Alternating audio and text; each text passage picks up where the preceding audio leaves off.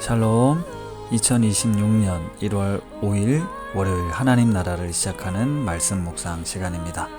오늘은 작년 사순 최정숙 권사님께서 창세기 3장 1절에서 13절까지 말씀을 봉독해 주시겠습니다.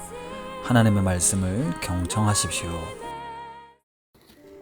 그런데 뱀은 여호와 하나님이 지으신 들 짐승 중에 가장 강교하니라. 뱀이 여자에게 물어 이르되 하나님이 참으로 너희에게 동산 모든 나무의 열매를 먹지 말라 하시더냐.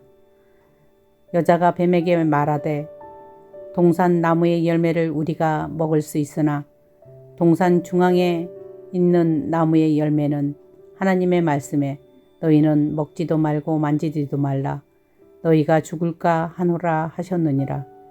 뱀이 여자에게 이르되 너희가 결코 죽지 아니하리라. 너희가 그것을 먹는 날에는 너희 눈이 밝아져 하나님과 같이 되어 선악을 알 줄 하나님이 아심이니라. 여자가 그 나무를 본즉 먹음직도 하고 보암직도 하고 지혜롭게 할 만큼 탐스럽기도 한 나무인지라. 여자가 그 열매를 따먹고 자기와 함께 있는 남편에게도 주매 그도 먹은지라. 이에 그들의 눈이 밝아져 자기들이 벗은 줄을 알고 무화과 나뭇잎을 엮어 치마로 삼았더라. 그들이 그날 바람이 불 때 동산에 거니시는 여호와 하나님의 소리를 듣고 아담과 그 아내가 여호와 하나님의 낯을 피하여 동산 나무 사이에 숨은지라. 여호와 하나님이 아담을 부르시며 그에게 이르시되 내가 어디 있느냐. 이르되 내가 동산에서 하나님의 소리를 듣고 내가 벗었으므로 두려워. 이르시되 누가 너의 벗었음을 내게 알렸느냐. 내가 내게 먹지 말라 명한 그 나무의 열매를 내가 먹었느냐. 아담이 이르되 하나님이 주셔서 나와 함께 있게 하신 여자 그가 그 나무의 열매를 내게 주므로 내가 먹었나이다. 여호와 하나님이 여자에게 이르시되 내가 어찌하여 이렇게 하였느냐. 여자가 이르되 뱀이 나를 깨므로 내가 먹었나이다. 아멘. 태초 2달 전 출간된 송민원 교수님의 책 제목입니다. 이 책은 창세기를 수직적 읽기에서 수평적 읽기로 새롭게 바라보는 시도를 한 책인데요. 기존에 당연하게 여겨왔던 창세기의 여러 이야기들에 대한 해석을 고대 근동의 배경 속에서 원어를 바탕으로 미처 보지 못했던 본문의 이야기를 다뤄주고 있습니다. 매일 성경 본문으로 우리가 하나씩을 매일 아침 만나고 있는데요. 6년이 되어서 다시 창세기로 2026년을 시작하고 있습니다.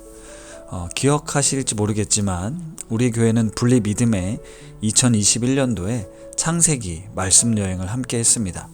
그때 코로나 시기였는데요.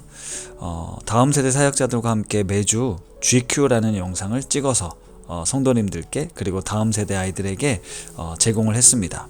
GQ는 제네시스 Q&A였습니다. 창세기에 대한 질문과 대답을 이제 영상으로 찍은 건데요. 매주 아이들이 창세기를 한 장씩 읽고 그림도 그리고 또 질문을 제출하면 목회자들이 그 질문 중에서 몇 가지를 뽑아서 대답해주는 영상이었습니다. 사실 궁금했지만 교회 안에서 쉽게 질문하지 못했던 내용들도 있었고 또 난감한 질문들도 있었습니다. 근데 목회자들이 이제 그런 질문을 무시하지 않고 자료도 찾아보고 또 우리 생각도 정리해서 나누는 시간을 가졌는데요. 우리 교회 유튜브 채널에 가보시면 재생 목록에서 찾아볼 수 있으니 아이들과 함께 다시 찾아서 들어보셔도 좋을 것 같습니다. 이 창세기 3장은 인간의 타락 장면을 묘사합니다. 사단이 뱀의 형태로 나타나 하나님의 말씀을 비틀죠. 그리고 그렇게 여자에게 말합니다. 하나님이 동산 모든 나무의 열매를 먹지 말라 하시더냐. 하나님은 그런 말씀을 하신 적이 없죠. 동산 모든 나무의 열매를 먹을 수 있지만 선악을 알게 하는 나무를 먹지 말아라 라고 하셨죠. 이렇게 사단은 하나님에 대한 부정적 이미지를 먼저 심어주고 난 다음에 심어줍니다. 여자 역시 뱀의 질문에 이렇게 대답을 하고 있는데요. 동산 중앙에 있는 나무의 열매는 하나님의 말씀에 너희는 먹지도 말고 만지지도 말라 너희가 죽을까 하노라 하셨느니라 라고 애매하게 대답합니다. 만지지 말라는 내용도 추가되었고요. 반드시 죽으리라 말씀하셨는데 죽을까 하노라 라고 약화시킵니다. 이 틈을 노려 뱀은 단호하게 말합니다. 너희들은 결코 죽지 않을 것이다 라고요. 재밌는 상상이지만 창세기 2장에 하나님께서 선악을 알게 하는 나무를 아담과 하와에게 보이시면서 이 나무 열매를 먹지 마, 먹으면 죽을 거야 라고 말씀하셨을 때 당시 인간은 죽음이 뭔지 모를 때였습니다. 그리고 하나님과 관계가 어려웠고 힘든 사이가 아니었으니까요.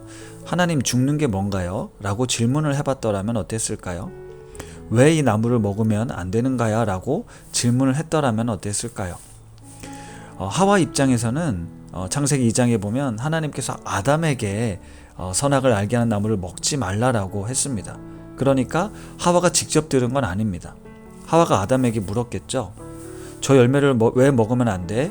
죽는 게 뭔데? 아담이 대답했을 겁니다. 나도 몰라.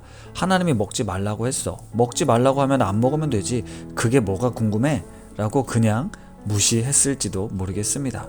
이게 남자들이 주로 하는 대화 방식이니까요. 어쨌든 뱀이 와서 하와에게 죽지 않아. 저 열매를 먹으면 눈이 밝아져서 하나님처럼 선악을 알게 될 거야. 너희도 하나님처럼 될 수 있어. 라고 이야기를 하자 하와가 마음이 바뀐 거죠. 결국 하와는 하나님의 말씀에 대한 질문을 뱀이 전해준 잘못된 대답을 듣고 결국 선악과를 따먹게 됩니다. 그리고 남편에게도 주었고요. 두 사람은 벌거벗은 줄 알고 무화과 나무 잎을 엮어 치마로 삼았습니다. 그런데 또 질문이 생겼습니다. 하나님께서 분명 열매를 먹으면 정령 죽으리라고 하셨는데 인간은 바로 죽지 않았습니다. 그렇다면 죽음이란 무엇일까요? 이 말씀을 통해 생각해보면 하나님께서 말씀하신 죽음은 관계의 깨어짐이었습니다. 아담과 하와가 하나님께서 부르셨을 때 나무 뒤에 숨죠. 두려워하게 됩니다. 아담과 하와는 죄의 탓을 서로에게 돌려버립니다. 그렇게 하나님 앞에서 그 관계가 깨어져 버린 것이죠. 그리고 하나님의 심판을 받아 에덴에서 쫓겨나게 됩니다. 분명 살아있지만 하나님과의 관계가 깨어진 상태를 죽음으로 설명하신 것이 아닐까요? 올해 우리가 하나님 앞에서 멈추어 돌아봐야 할 것이 바로 이 하나님과의 관계입니다. 나는 지금 하나님의 낯을 피해 숨고 있는지 아니면 내 모습 그대로 하나님의 안식 가운데 그 관계를 누리며 그 복을 누리며 살아가고 있는지 돌아보고 다시 원래의 자리, 관계가 회복되는 은혜를 누리게 되길 간절히 소망합니다. 우리의 연약함을 공감하신 하나님은 우리가 은혜의 보좌 앞으로 담대히 나아오시길 원하는데요. 하나님께로 나아가는 우신의 가족들 되시기를 간절히 소망합니다. 말씀을 생각하며 기도하겠습니다. 하나님 아버지, 이 세상을 살아가며 뱀의 유혹과 같은 사단의 시험을 자주 만납니다. 우리가 하나님 앞에서 말씀 앞에 서 있지 않으면 조그만 틈이 생기고 내 욕심과 자아의 소리가 더 크게 들려지면 금방 넘어갑니다. 그런 나를 변함없이 찾아오신 하나님, 죄로 인해 아파하며 징계하시면서도 다시 구원의 길을 열어주시는 은혜로우신 하나님, 내 안에 거해라, 나의 사랑 안에 거해라 말씀하시는 주님의 음성 붙들고 내 삶의 주인 되신 하나님을 매 순간 놓지 않고 살아가는 우리 우신 가족들 되게 하여 주옵소서. 예수님의 이름으로 기도드립니다. 아멘. 오늘 말씀을 봉독해 주신 최정숙 권사님 사연 읽어드리겠습니다. 저의 레마의 말씀은 마태복음 5장 14절에서 16절 말씀입니다. 너희는 세상의 빛이라. 산 위에 있는 동네가 숨겨지지 못할 것이요 사람들이 등불을 켜서 말 아래 두지 아니하고 등경 위에 두나니 이러므로 집안 모든 사람에게 비치느니라.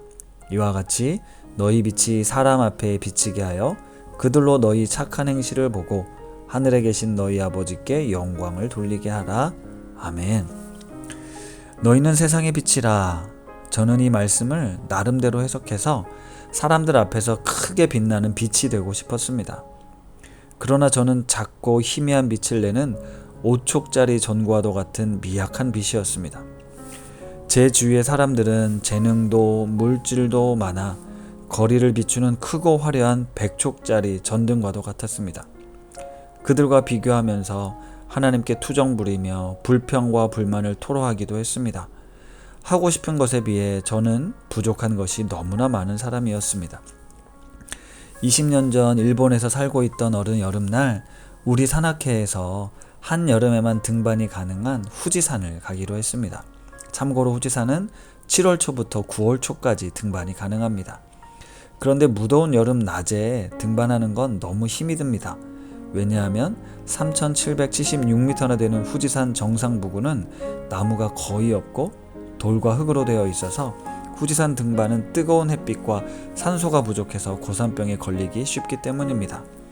그래서 산악회에서는 밤에 후지산 등반을 시작하여 새벽에 정상에서 일출을 보고 내려오는 일정을 잡았습니다. 후지산 5분 능선까지 차를 타고 올라가 밤 9시 머리에 착용한 랜턴을 밝히고 후지산을 갈지자로 걸어서 7시간을 올라갔습니다. 등반하는 사람들의 랜턴 불빛은 길을 만들었고 그 불빛은 하늘과 맞닿았습니다. 후지산에서 바라본 하늘에는 별들이 빼곡히 빛나고 있었습니다. 하늘을 수놓은 별들은 일본의 휴양지인 카루이자와 불빛과 맞닿아 장관을 이루었습니다. 그 불빛은 너무나도 아름다웠습니다. 눈물이 날 정도였죠. 이렇게 아름다운 광경을 마음에 담고 있는데 마음속에서 작은 소리가 들려왔습니다. 정수가, 저 불빛 보이니? 저 불빛 속에 빛나고 있는 5촉, 10촉, 100촉짜리 등 전구들의 차이가 보이니? 섬찟 놀라면서 저도 모르게 아니요 라고 대답했습니다. 칠흑 같은 어둠 속에서는 모든 불빛이 그저 빛으로 빛나고 있었습니다. 불빛의 크고 작음에 상관없이 그냥 비치면 된다고 저에게 말씀하시는 것 같았습니다.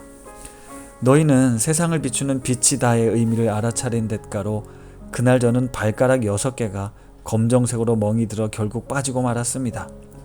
그 이후부터 저는 제가 원하는 만큼이 아닌 할 수 있는 것에 자족하면서 우리 주님이 허락하신 5촉짜리의 작은 불빛으로 감사하며 살아가고 있습니다.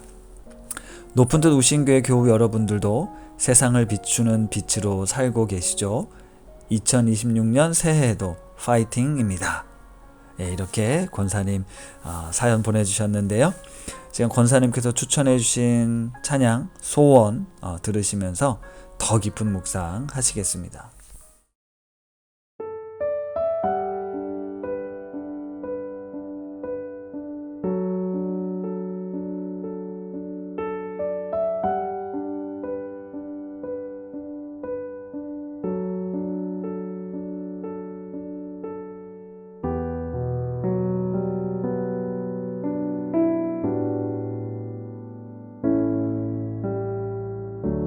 삶의 작은 일에도 그 마음을 알기 원하네.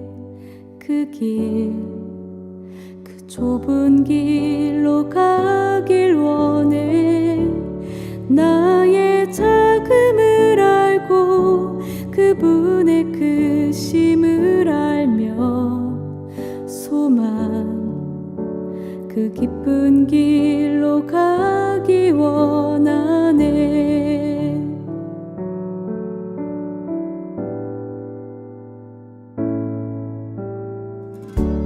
삶의 작은 일에도 그 마음을 알기 원하네. 그 길, 그 좁은 길로 가길 원해. 나의 작음을 알고 그분의 크심을 알며 소망 그 기쁜 길로 가길 원하네. 저 높이 솟은 산이 되기보다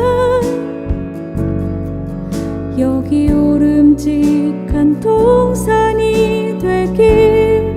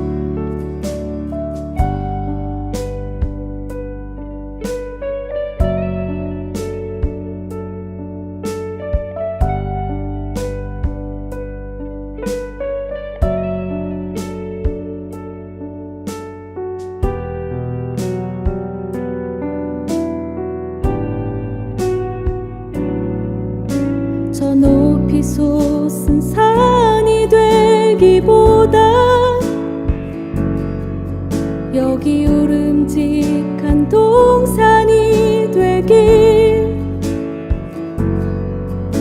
내 가는 길만 비추기보다는 누군가의 길을 비춰준다면